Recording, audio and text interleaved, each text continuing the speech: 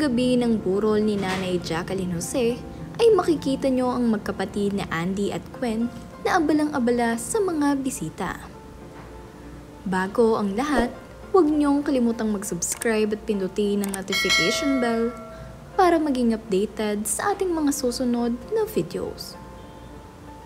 Ngayong araw ay ibinahagi ni Andy Eigenman ang mga larawan na ito kuha sa libing ni Nanay Jacqueline Jose. Sa libingan ito ay nagpakawala sila ng mga paru-paro at nag-alay sila ng sunflower. Ito nga ang napili ni Mama Andy dahil ito ang paborito ni Nanay Jacqueline. Sabi nga nito sa kanyang post, higit pa sa sapat ang itinira mong pagmamahal para kami ay hindi mangulila. Habang buhay kong dadalhin ang iyong mga alaala. Maraming salamat sa iyong gabay, Nay. Sa kahit saang parte ng aking buhay, parati kitang madarama. Parati kitang makikita. Ika'y nasa araw, sa ulan, at sa hanging aking nilalasa. Umaawit ng kantang puno ng pag-asa at ligaya. Wala na ang sakit, wala na ang takot. Matatanaw pa rin kita sa mga ulap. At maririnig ang mga bulong ng iyong pagmamahal. Magkikita din tayong muli. Sa ngayon, diringgin ko muna ang iyong mga awit. Nasa paraiso ka na, Nanay, pahinga ka na. Yan nga ang sabi nitong si Andy Eigenman sa kanyang post.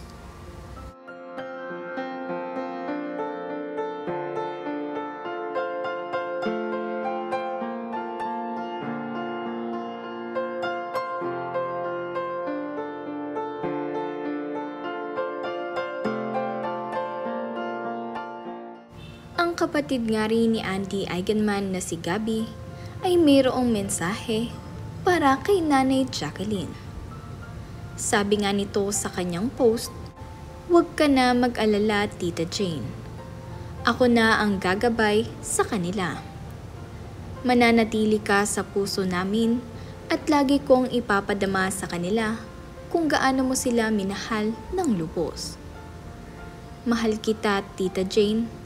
At ako'y nagpapasalamat dahil nadama ko din ang pagmamahal mo sa akin at sa aking pamilya. May ngiti na sa aking muka dahil alam ko na mas masaya ka na sa piling ni God, kasama si Daddy at Tita Cherry Hill. Salamat uli sa lahat-lahat.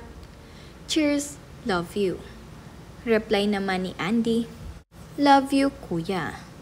At napakomment nga rin itong sina Jake Ejercito at si Pilmar Alipayo ng heart.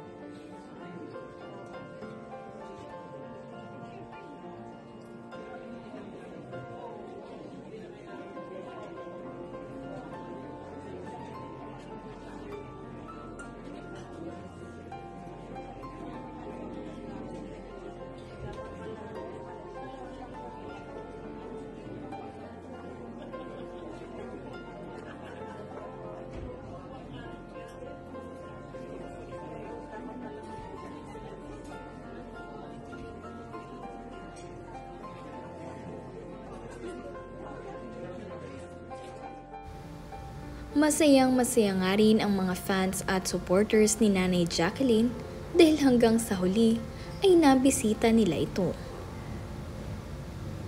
Sa tinagal-tagal ng panahon, palagi po nating dasal na magkaroon ng pagkakataon na magkasama-sama po tayong lahat. sa isang masayang pagtitipon at magkaroon ng isang masayang kuha ng litrato. Ang tagal po naming hinintay ang araw na makasama ka, Nay. Ang tagal po naming hinintay ang pagkakataon na makita ka at mayakap ka. Ngunit sadyang tadhana na po siguro talaga ang nag-ayon na hindi pa muna dapat. Tadhana na ang gumuhit na manatili ka sa aming mga alaala bilang isang mapagmahal na nanay. At patuloy na maging sabik sa pisikal na presensya at yakap mo. Dahil alam po naming hindi man dito pero iaadya pa din ng Diyos na maramdaman namin ang init ng yakap at pagmamahal mo.